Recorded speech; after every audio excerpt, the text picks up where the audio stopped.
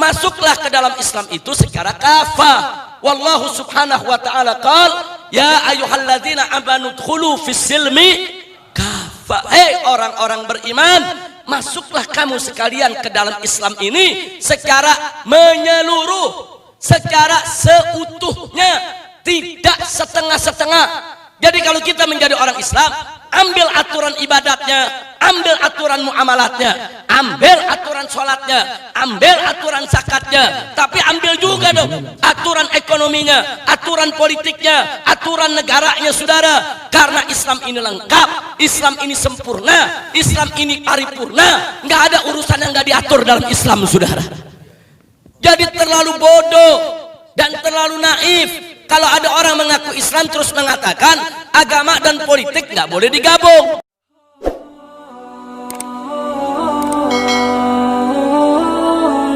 Tadi sambutan yang disampaikan oleh guru kita Kiai Haji Ahmad Khalil Ridwan sangat menarik, karena tadi beliau singgung kepada kita bahwa politik itu merupakan bagian daripada ajaran Islam.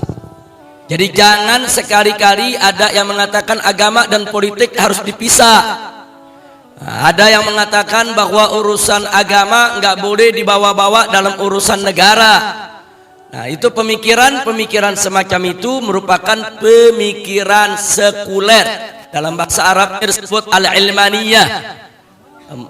Makna daripada al-ilmaniyah adalah fasluddin anid daulah, yaitu memisahkan agama dari urusan negara. Nah, karena itu di sini saya ingin ingatkan, Allah Subhanahu wa taala menyatakan dalam Al-Qur'anul Karim kepada Nabi kita Sayyiduna Muhammad sallallahu alaihi wasallam dan untuk kita semua, di mana Allah nyatakan faqala ta'ala al-yauma akmaltu lakum dinakum. Al-yauma akmaltu lakum dinakum. Jadi tegas Allah nyatakan al-yauma akmaltu lakum dinakum. Hari ini hai Nabi, hari ini hai Rasul, hari ini ya Muhammad, akmaltu lakum dinakum, telah aku sempurnakan bagi kamu sekalian agamamu. Jadi ayat ini merupakan syahadatun ilahiyah. Ini merupakan kesaksian ilahi yang maha suci bahwa agama Islam yang dibawa oleh Nabi adalah agama yang sempurna, bahkan agama yang paripurna, yang tidak ada sedikit pun celah, tidak ada sedikit pun keburukan, dan tidak ada satupun persoalan yang tidak ada aturannya dalam Islam, ya ikhwah. Jadi mulai dari persoalan ibadat sampai persoalan muamalat, dan dalam muamalat mulai dari persoalan rumah tangga, warisan, sampai kepada persoalan bagaimana cara bertetangga, bermasyarakat, bernegara, berbangsa, semuanya lengkap ada dalam ajaran Islam yang dibawa oleh Nabi Muhammad sallallahu alaihi wasallam. Sampai para sahabat pernah mengatakan radhiyallahu taala anhum, mereka pernah mengatakan qad allamana Rasul sallallahu alaihi wasallam kulla syai'in hatta al-khara'a. Jadi apa kata para sahabat? Mereka mengatakan qad allamana Rasulullah, Rasulullah itu telah mengajarkan kami kulla syai'in, tentang segala sesuatu, hatta al-khara'a, sampai kepada urusan al-khara'. Al-khara' itu urusan kotoran, urusan jamban, saudara. Jadi kalau sahabat mengatakan kami telah diajarkan oleh Nabi tentang segala sesuatu, sampai urusan jamban kami juga diajarkan. Maksudnya urusan jamban diajarkan sebagaimana kita ketahui bahwa dalam Islam ini ada seperangkat aturan bagaimana kita bermuamalah dengan jamban. Bagaimana cara masuk ke WC, bagaimana cara keluar dari WC, kaki mana yang didahulukan untuk masuk ke WC, kaki mana pada saat didahulukan untuk keluar dari WC. kemudian apa yang kita baca sebelum masuk ke WC, apa juga yang kita baca setelah keluar dari WC, kemudian apa yang boleh kita lakukan di WC dan apa yang nggak boleh kita lakukan di WC. Jadi semua diajarkan oleh Nabi. Artinya di sini para sahabat Nabi mengingatkan, kalau urusan jamban saja sampai begitu detail Nabi ajarkan kepada umatnya, apalagi urusan berumah tangga, apalagi urusan berekonomi, apalagi urusan berniaga, apalagi urusan bermasyarakat, apalagi urusan berbangsa dan bernegara, termasuk urusan politik. Tidak ada satupun yang diluputkan oleh Nabi untuk diajarkan kepada umatnya, saudara. Takbir, sallu ala nabi.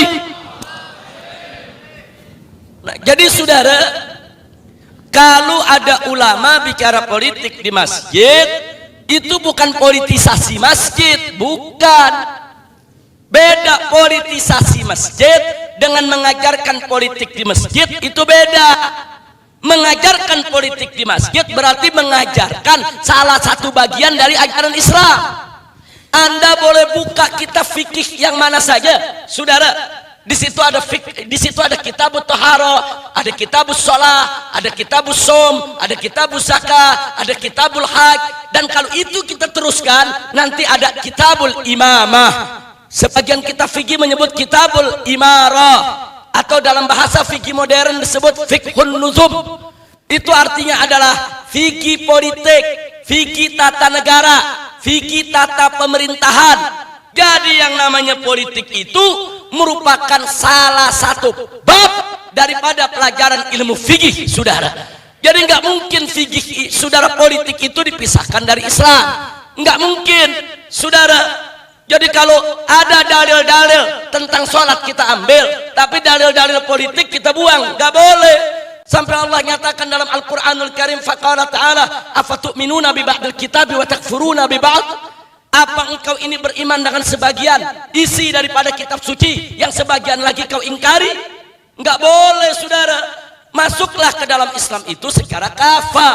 Wallahu subhanahu wa ta'ala qala, ya ayyuhalladzina amanu dkhulu fis silmi kafah. Hei orang-orang beriman, masuklah kamu sekalian ke dalam Islam ini secara menyeluruh, secara seutuhnya, tidak setengah-setengah. Jadi kalau kita menjadi orang Islam, ambil aturan ibadatnya, ambil aturan muamalatnya, ambil aturan sholatnya, ambil aturan zakatnya, tapi ambil juga dong aturan ekonominya, aturan politiknya, aturan negaranya, saudara. Karena Islam ini lengkap, Islam ini sempurna, Islam ini paripurna. Nggak ada urusan yang nggak diatur dalam Islam, saudara. Jadi terlalu bodoh dan terlalu naif kalau ada orang mengaku Islam terus mengatakan agama dan politik nggak boleh digabung. Agama dan politik harus dipisah. Negara dengan agama nggak boleh disatukan. Urusan agama adanya di masjid, adanya di musola, adanya di majelis taklim. Tapi kalau sudah di parlemen, nggak usah bawa-bawa agama. Itu ajaran sekuler. Itu bukan dari ajaran Islam. Dan Majelis Ulama Indonesia tingkat pusat telah jelas memfatwakan bahwa sepilis, yaitu sekularisme, pluralisme, dan liberalisme, ajaran sesat menyesatkan, bukan ajaran Islam, saudara. Takbir. Nah, ini mestinya dipatuhi oleh negara. Saudara, buat apa ada Majelis Ulama Indonesia kalau umaroknya nggak mau mematuhi fatwa dari para ulama?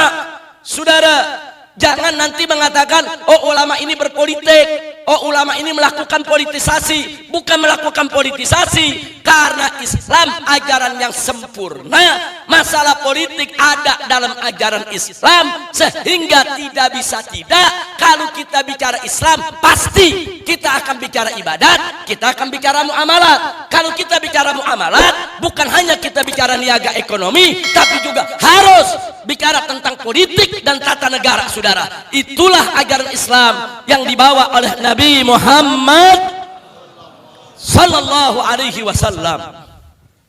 Kira-kira jelas tidak? Jelas tidak?